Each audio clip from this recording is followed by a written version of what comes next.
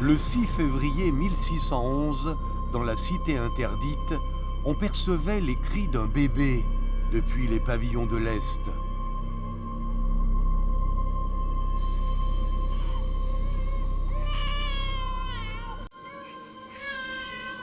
Naissait en ce matin sombre Zhou Yujian, le 5e fils du prince héritier, sous la tempête, les éclairs et le tonnerre.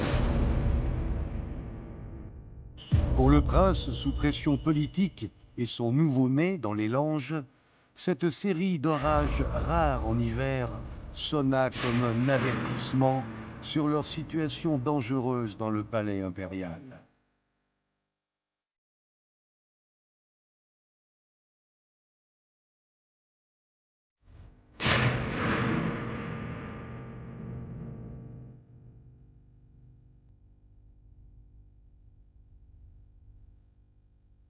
Vous allez connaître une vie difficile, marquée par le mauvais temps, des événements imprévus. Oui, ce n'était que le début.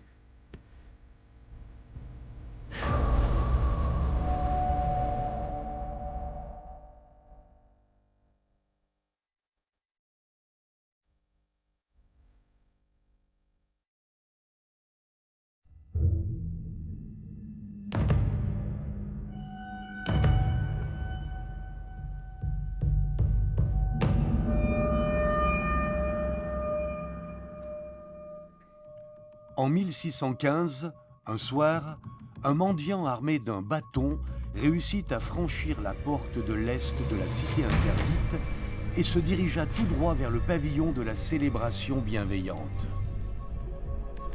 Le palais était bien protégé, mais pourtant, ce vagabond semblait parfaitement connaître les lieux. Sa cible d'attaque fut le prince Zhu Chuangluo.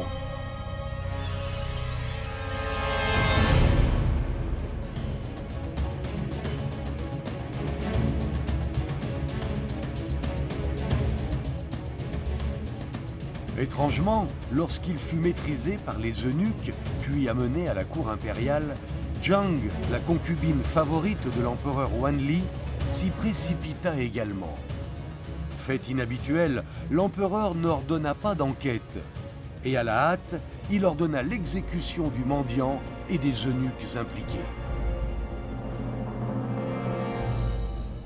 Le prince lui-même garda le secret, et cette affaire resta en suspens.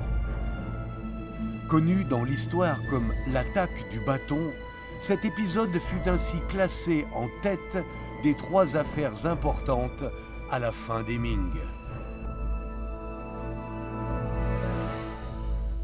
Fils aîné de l'empereur Wanli, le prince héritier Zhu Zhangluo était la cible de cette attaque, mais l'empereur lui préférait son 3e fils, né de la concubine Zheng, sa bien-aimée. Depuis 20 ans, Wanli se cachait mystérieusement dans son pavillon. Il ne sortait plus et n'allait plus prier au temple. Il boudait ses ministres, ne signait plus aucun papier et ne parlait plus à personne. En bref, il ne faisait plus rien. Non seulement il ignorait le quotidien de la cour, mais n'assistait plus aux conférences impériales. Il laissait le cabinet et le surintendant gérer et approuver les documents administratifs. Loin de ses courtisans, il ne sortait pratiquement plus de son pavillon. De nombreux ministres ne surent jamais à quoi ressemblait l'empereur. Les ministres du cabinet étaient bien sûr préoccupés par les affaires politiques, mais ils ne savaient plus trop quoi faire pour passer le temps.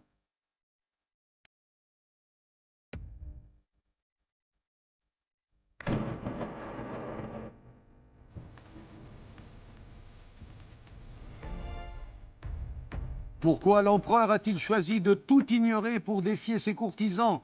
Une des raisons fut qu'il rencontra une forte résistance du puissant groupe de fonctionnaires civils concernant la nomination du prince héritier. Zhu Yuanzhang, l'empereur fondateur des Ming, avait établi un principe strict, le fils en ligne directe en premier, puis le fils aîné. N'ayant pas de fils en ligne directe, Wanli voulut désigner Zhu Changchun, son 3e fils né de sa concubine, comme son successeur. Cependant, les fonctionnaires civils insistèrent pour suivre le système ancestral, soutenant Zhu Changluo, le fils aîné en ligne directe de l'empereur. Sous la dynastie Ming, un système de conseil fut mis en place. À la cour, les fonctionnaires pouvaient librement donner leur avis à l'empereur sans crainte de l'offenser. Scène insolite à la cour des Ming que de voir l'empereur contredit et d'apercevoir des fonctionnaires se battre entre eux. Connue comme la lutte nationale, cette confrontation dura 15 ans. Face au siège des fonctionnaires civils, l'empereur Wanli choisit finalement de faire un compromis, nommant Zhu Changluo, qu'il n'aimait pas, comme prince héritier. Après cela, il prétendit être malade et il s'enferma dans son palais.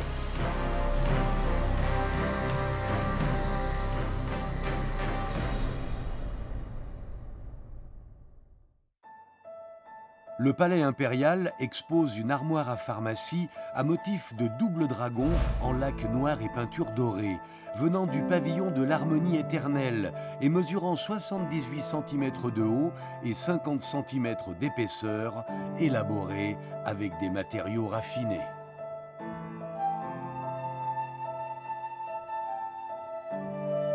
Avec 3 tiroirs apparents sous la porte de l'armoire, la structure semble assez simple, mais il y a beaucoup de procédés sophistiqués à l'intérieur.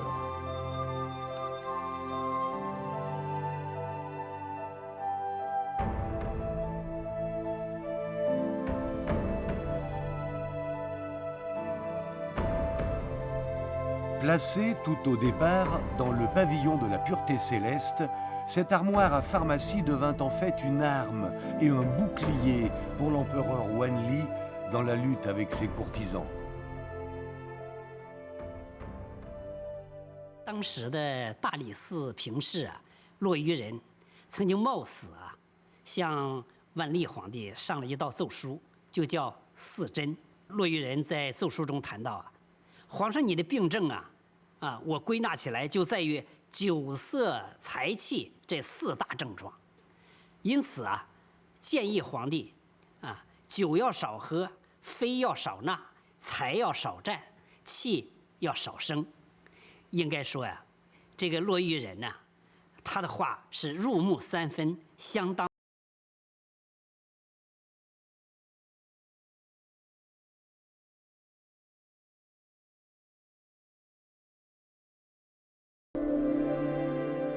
Le mausolée de l'empereur Wanli est situé dans la zone des 13 tombeaux des Ming dans la banlieue de Beijing.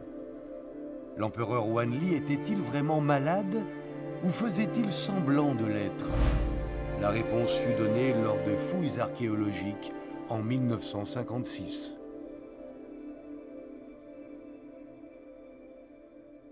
这座300多年前建造起来的地下宫殿，终于被我们找到了。关闭了好几百年的沉重的石门，被我们打开了。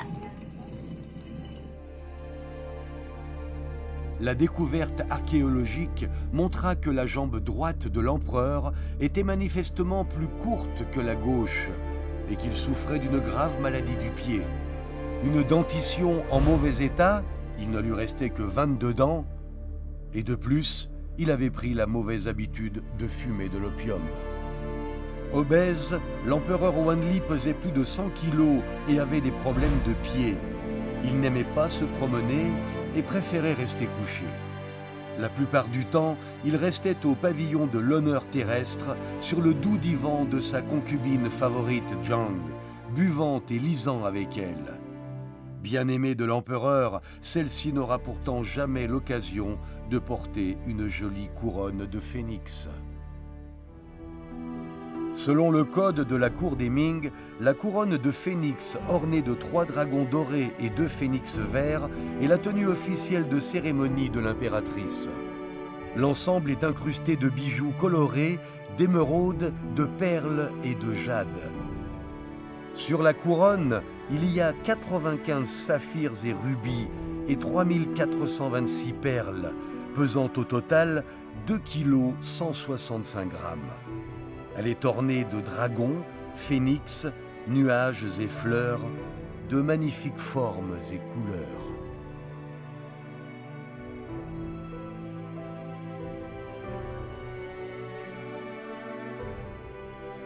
Cette couronne au motif de 3 dragons et 2 phénix provient du cercueil en bois de l'impératrice Xiaojing. Curieusement, comparé à ces objets funéraires luxueux, son caveau était complètement délabré, à l'image de sa vie tragique.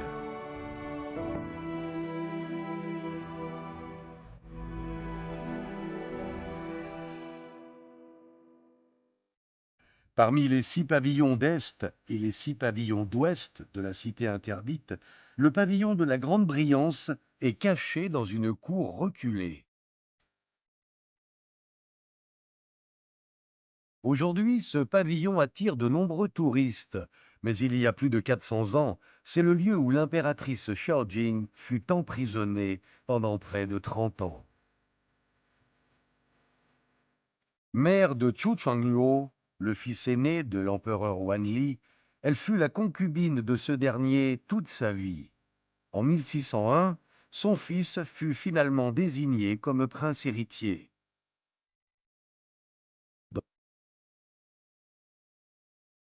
Dans son palais miteux, Zheng n'avait pas vu son fils depuis 10 ans.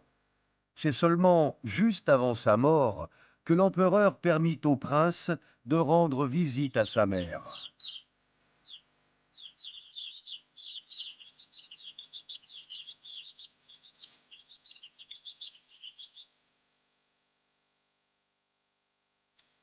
Bien que la concubine ait donné naissance à un prince, d'après les archives impériales, elle tomba en disgrâce et devint aveugle.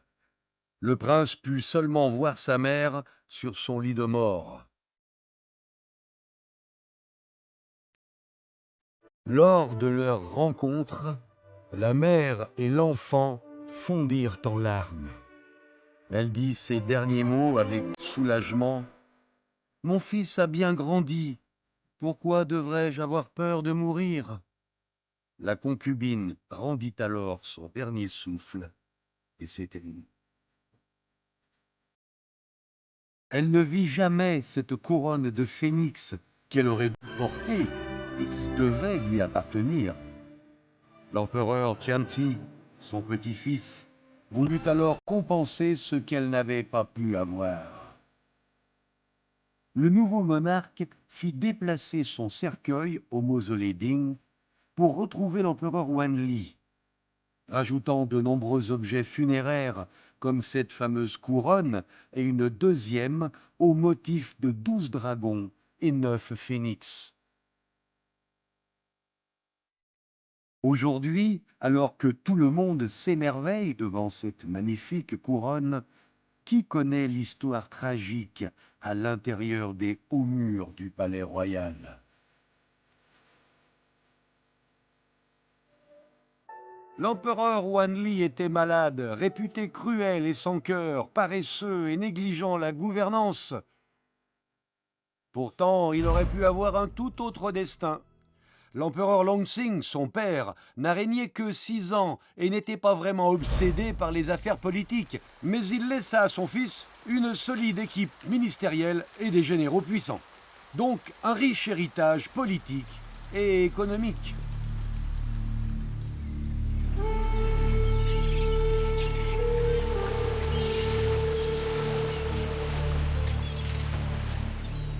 Depuis le déclenchement des émeutes japonaises sous le règne Jiajing, des officiels ont écrit à l'empereur durant la pacification de la frontière, suggérant de libéraliser le commerce privé avec l'étranger. L'empereur Longqing, alors sur le trône, leva l'interdiction maritime, établit le port Huegang dans la province du Fujian et créa un bureau pour gérer le commerce privé d'outre-mer et collecter les taxes. Cela est connu dans l'histoire comme l'ouverture de Longqing.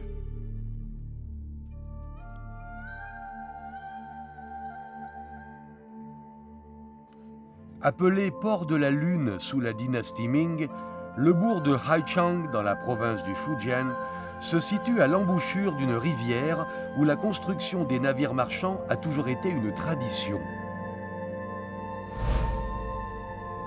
Entouré d'une rivière en forme de croissant, ce lieu porte le nom du Port de la Lune.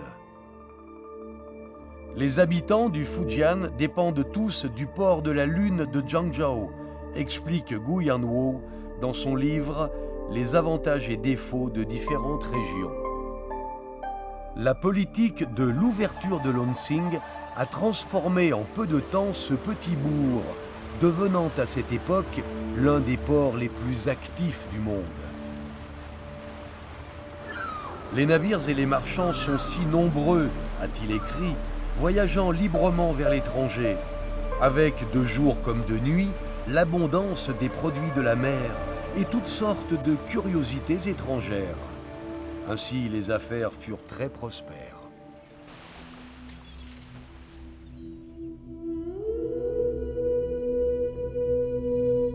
Nan Hao numéro 1 est une épave de la dynastie Ming, découverte à la fin du XXe siècle. La date du naufrage est estimée autour de la période du règne de Wanli. Le bateau a coulé sur la route maritime du Fujian vers l'Asie du Sud-Est. L'exploration sous-marine montra que le navire était chargé de dizaines de milliers de pièces de porcelaine et d'un grand nombre de tissus de soie. Plus de 26 000 pièces de reliques culturelles furent récupérées de l'épave, dont plus de 8 000 pièces de porcelaine fabriquées à Zhengzhou. 我们现在看的这个青花牡丹纹、凤凰牡丹纹大盘，从那个口沿有6个开光，盘心呢绘制凤凰牡丹图案。这种纹饰呢，在我国明代传统的国内市场上很少见到这种纹饰。在明代万历时期，这种就是适应国外订单而生产的外销瓷器。 Les exportations chinoises portaient principalement sur la porcelaine, la soie et le thé. La porcelaine rapporta beaucoup d'argent, ce dont la Chine avait vraiment besoin, avec un profit allant jusqu'à 600%.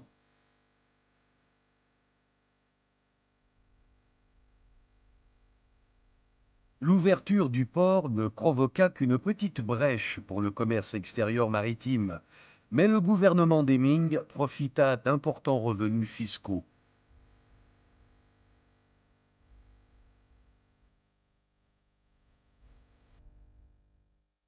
Ainsi, la politique de l'ouverture de Lonsing donna un coup de fouet immédiat à la dynastie Ming déjà sur le déclin et jeta une base économique pour une réforme globale ultérieure. Appelé par les historiens le premier ministre sauveur de la dynastie Ming, Zhang Zhuzheng est le précieux héritage politique laissé par l'empereur Lonsing à son fils Wanli.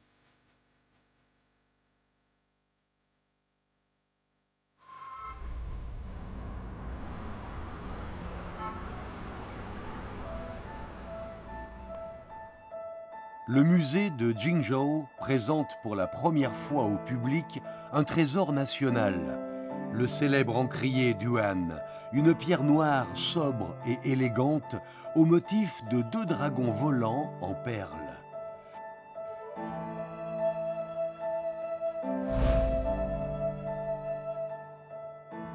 Son coffret en bois de rose porte l'inscription « Encrier du duc Zhang » en calligraphie sigillaire.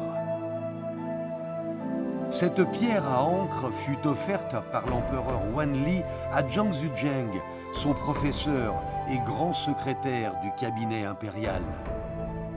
Près de cette pièce précieuse, on trouve également un manuel illustré pour l'empereur, rédigé par Zhang Zhuzheng pour le jeune souverain.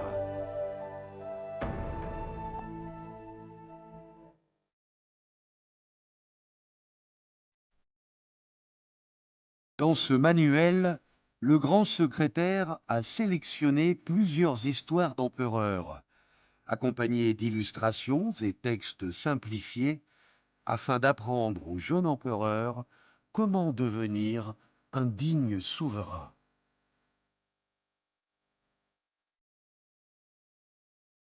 Voulant être un bon monarque et réaliser de grandes choses, le jeune empereur Wanli se rendait chaque jour, dès le lever du soleil, au pavillon de la richesse culturelle. Il assistait aux conférences impériales et étudiait les livres historiques.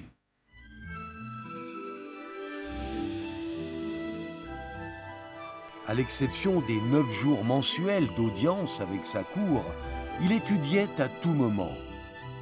Pendant les 10 premières années, que ce soit en plein hiver ou sous les fortes chaleurs d'été, il n'a jamais cessé d'apprendre.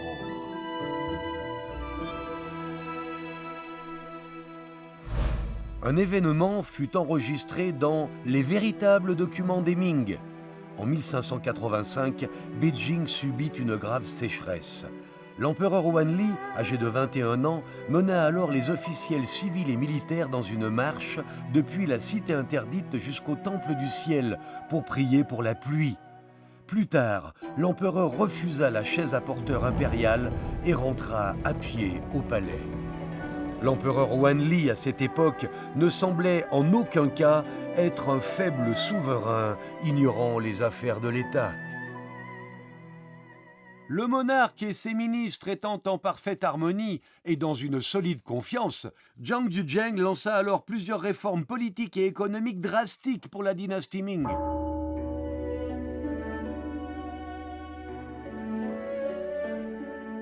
Face au manque de gestion et à la grave corruption des fonctionnaires, Zhang Zhuzheng mit en place un nouvel examen pour imposer des règles et changer la culture de la procrastination chez les bureaucrates et porter l'efficacité de l'administration des Ming à son apogée. La réforme économique commença par un inventaire des terres arables du pays et la rédaction d'un nouveau document intitulé « L'Atlas à écailles de poissons ».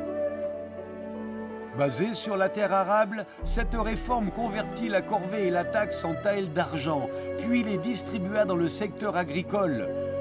Tous les impôts furent donc perçus en argent comptant. La politique de Zhang Zhuzheng répondait aux besoins de la monétisation de l'argent pour promouvoir ainsi une fiscalité équitable et remplir le trésor national. 10 années de 1572 à 1582 furent les plus prospères à la fin des Ming, mais firent également le règne glorieux de l'empereur Wanli.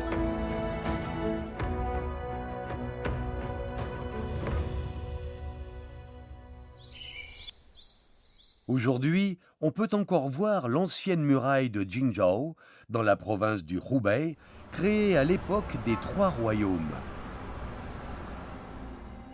Et le mémorial de Zhang Zhuzheng est situé près des murs d'enceinte de la ville.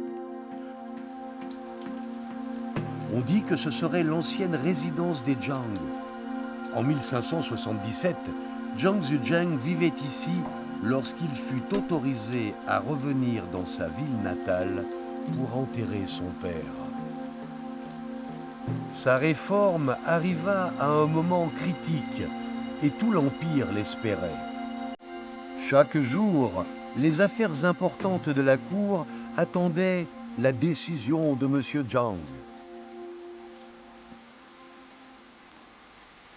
Mais ce dernier n'aurait jamais imaginé que le visage de l'empereur changerait si rapidement.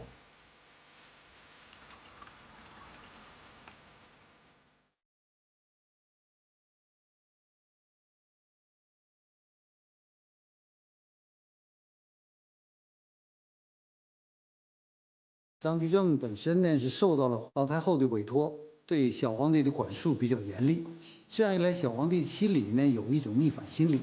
等张居正一死，对他管束的因素没有了，他也长大了，所以他对张居正有所报复。张居正刚死的时候，万历皇帝对他还没有什么其他的举动，但是呢，随着这个时间的推移，特别是张居正生前得罪一些这个官员，这些官员。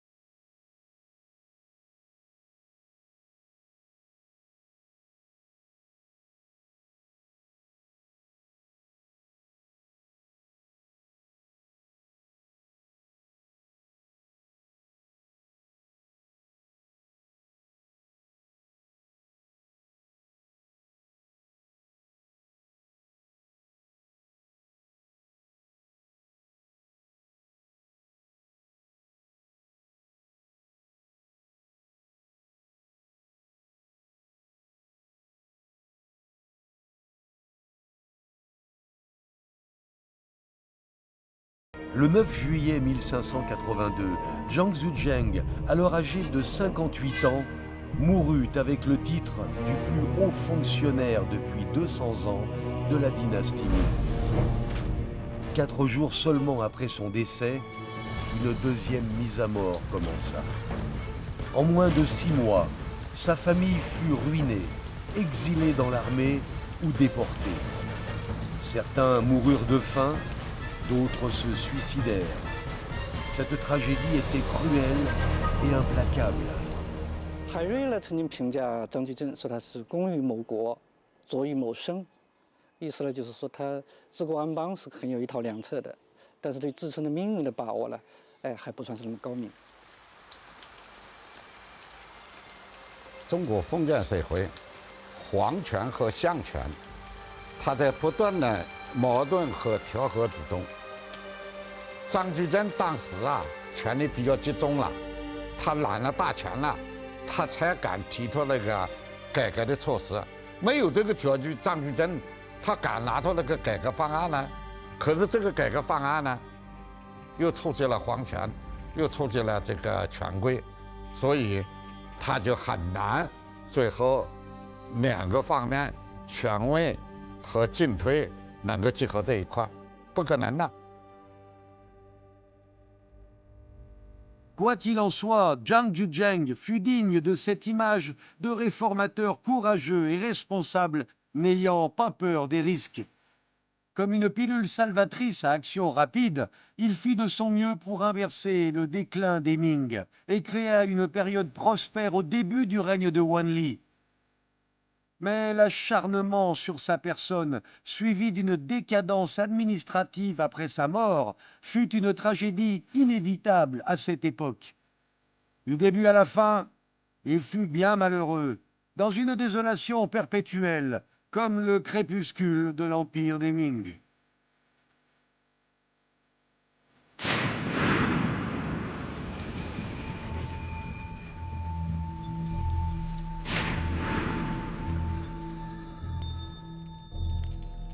Vers la fin de la dynastie Ming, le climat s'installa dans une phase de petit âge glaciaire.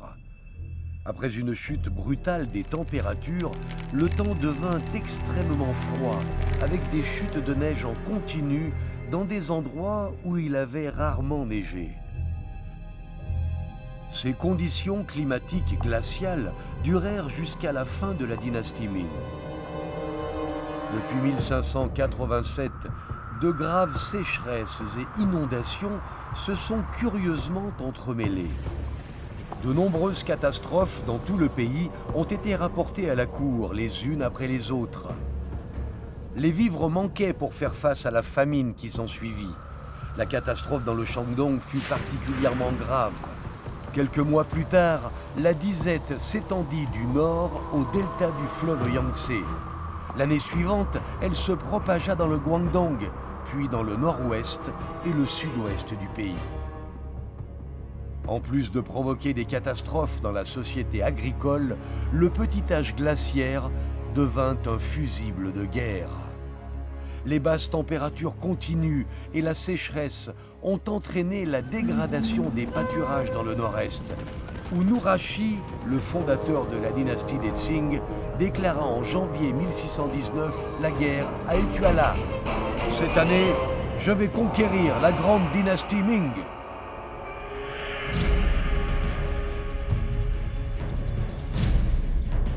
La neige abondante empêcha l'attaque de l'armée Ming. L'empereur refusa de financer la bataille avec le trésor de l'État et les provisions étaient insuffisantes. 3 routes sur 4 de l'armée des Ming s'effondrèrent comme sous une avalanche. 310 officiers des Ming furent tués ou blessés et 45 870 soldats annihilés.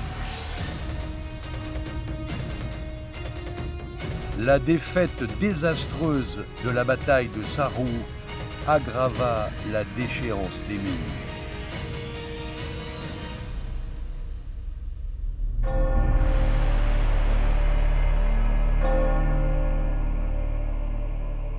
En 1620, l'empereur Wanli mourut. La longue sécheresse et le froid intense prirent alors fin, avec un climat revenant à la normale. Zhou Changluo, le nouvel empereur, emménagea au pavillon de la clarté céleste. Mais peu de temps après avoir accédé au trône, il tomba malade et resta couché. Le chancelier du cérémonial présenta à l'empereur un élixir de 2 pilules rouges. Mais Zhou Changluo décéda le lendemain même. Cela faisait à peine un mois qu'il avait pris le pouvoir. Qu'il s'agisse d'un complot ou d'une erreur médicale, l'affaire des pilules rouges reste toujours un mystère.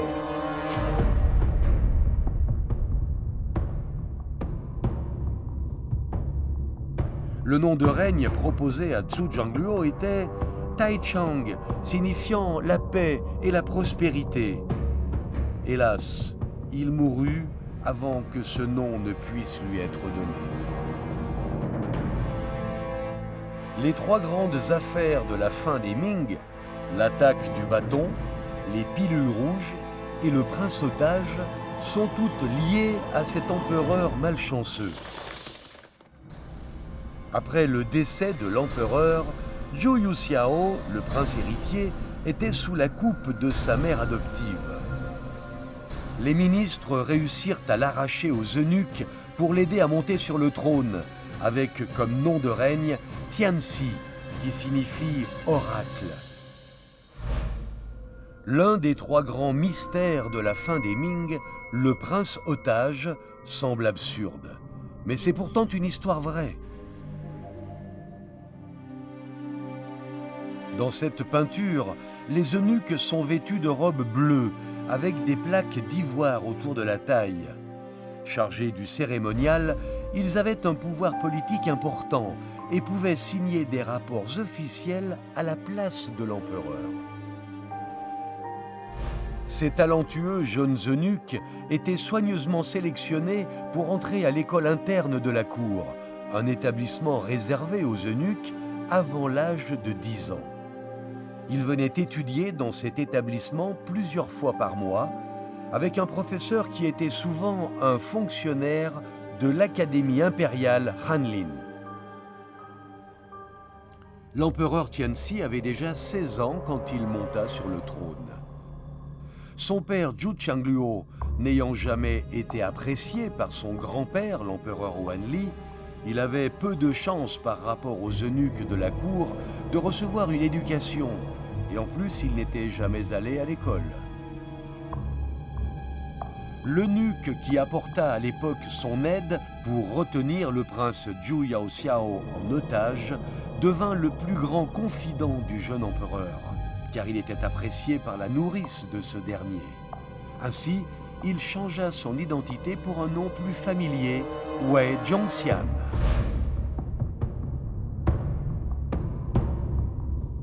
Au cours des 7 années de règne de l'empereur Tianxi, le gouvernement était en fait contrôlé par cet eunuque. Chaque matin, il se gargarisait bruyamment devant le pavillon de la clarté céleste, frappant le bassin d'argent, et cela sans se soucier de la présence de l'empereur. Le soir, quand il était ivre, il braillait dans le pavillon impérial, troublant l'empereur Tianxi dans son sommeil.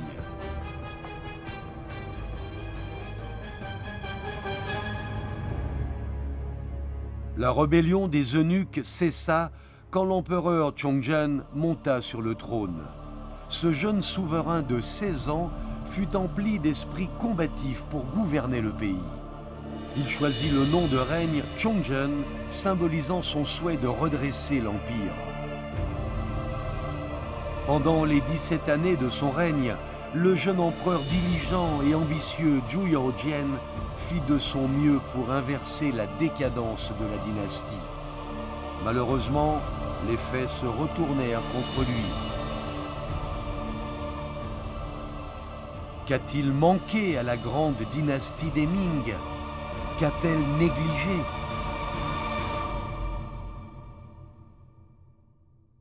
Au début du XVIIe siècle, les Européens découvraient avec stupeur que l'argent venant des Amériques, à l'ère des grandes découvertes, était détourné vers l'Est via le commerce d'outre-mer. L'argent des mines des Amériques s'épuisant inexorablement, les pays européens et même l'Empire ottoman connurent de graves crises financières. À partir de 1630, les importations d'argent en provenance des Amériques chutèrent de près de moitié et celles du Japon de près des 2/3. La dynastie Ming, qui dépendait fortement de l'argent étranger pour maintenir son fonctionnement économique, perdit sa plus importante source d'argent. La pénurie d'argent devint un problème mondial qui tourmentait l'Europe et la Chine sous les Ming, amenant en même temps l'Est et l'Ouest à un moment crucial de l'histoire. En 1609, la première bourse du monde fut créée à Amsterdam.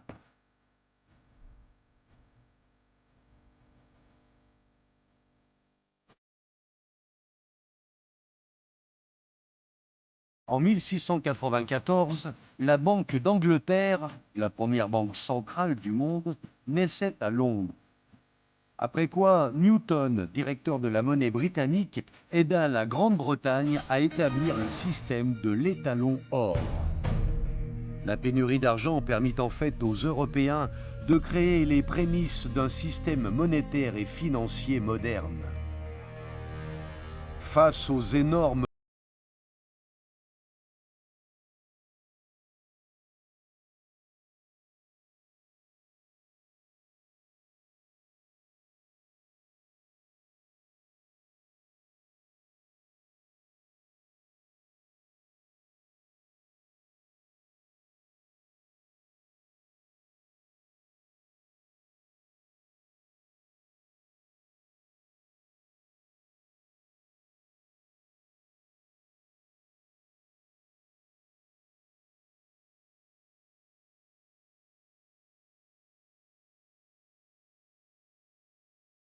很严重。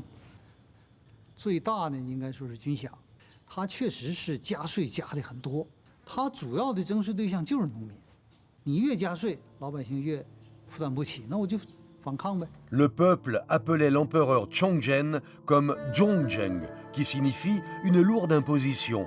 L'augmentation des taxes. Lors de la troisième année du règne de Chongzhen, celles de la province du Liaoning furent portées à 6,8 millions de taels. Au cours de la 12e année, 7,3 millions de taels d'argent supplémentaires furent collectés dans tout le pays, appelés frais d'exercice militaire. Plus tard, une nouvelle taxe d'extermination des bandits fut créée, totalisant 16,7 millions de taels, doublant pratiquement le montant total des impôts payés par le peuple. Gu Yanwu nota dans son livre « Les avantages et défauts de différentes régions » les paysans doivent payer des impôts de 10 taels pour un kilomètre de champ qui ne vaut que 7 ou 8 taels. Les fermiers étaient souvent obligés d'abandonner leurs champs et de s'enfuir. Dans un tel monde, les gens ordinaires n'ont aucun moyen de survivre. Dans cette forteresse datant des Ming, encore visible à Jingbian, province du Shaanxi, on peut percevoir les dernières traces d'une dynastie ruinée. À l'intérieur des murs d'enceinte construits avec du loess, le relais postal fonctionnait pour transmettre les informations militaires. En 1627, le relais de Yinchuan, à plus de 100 km de là, engagea un nouveau postier qui venait d'avoir 21 ans. Un travail régulier pour élever des chevaux et délivrer des documents officiels. Son nom est Li Zecheng. Issu d'une famille pauvre, Li Zecheng tenait beaucoup à ce travail. Mais l'empereur Chongzhen, face aux difficultés financières, lança la réforme des relais postaux. Après seulement 1 an de service, Li Zecheng se retrouva sans rien. Au cours de l'été 1630, la famine frappa violemment la région, mais le gouvernement poussait encore à l'imposition et les propriétaires de terrain lui imposaient plus de dettes. Ce fut la goutte d'eau qui poussa Li Zecheng à la rébellion.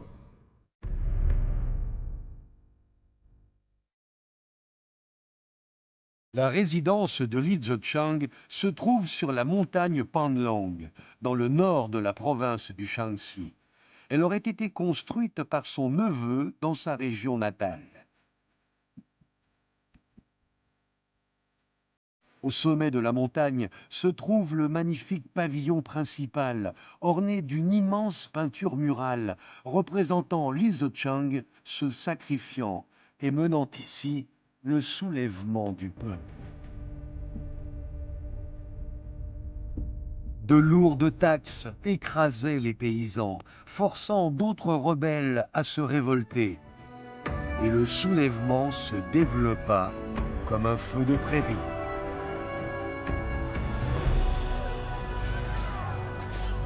En 1640, la 13e année du règne de Chongzhen, Li Zicheng envahit Luoyang, tua un prince des Ming et ouvrit un entrepôt pour aider le peuple affamé.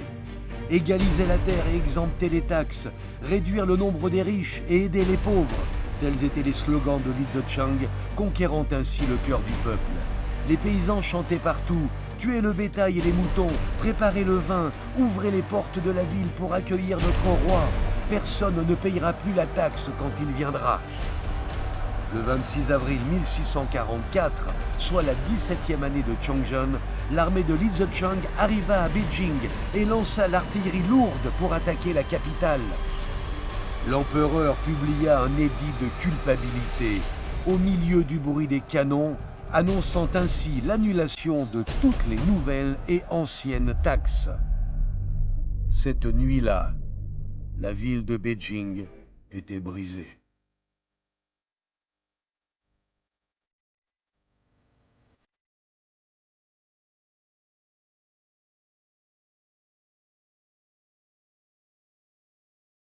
Le 25 avril 1644, avant l'aube, l'empereur Chongzhen quitta la cité interdite par la porte du nord, accompagné du dernier eunuque fidèle, pour grimper au nord au point culminant de la colline de charbon.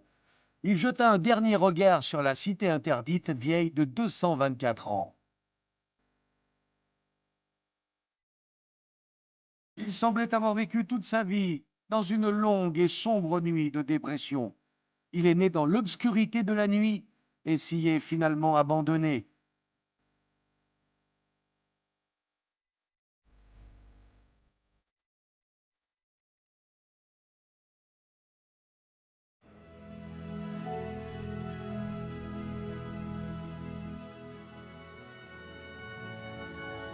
Aujourd'hui, le 25 avril 2021, par une journée pluvieuse et ensoleillée, en regardant Beijing depuis le pavillon du printemps éternel sur la colline de Charbon vers le sud, cette ville n'appartient plus à une ancienne dynastie d'un certain nom, mais elle est devenue le monde du peuple.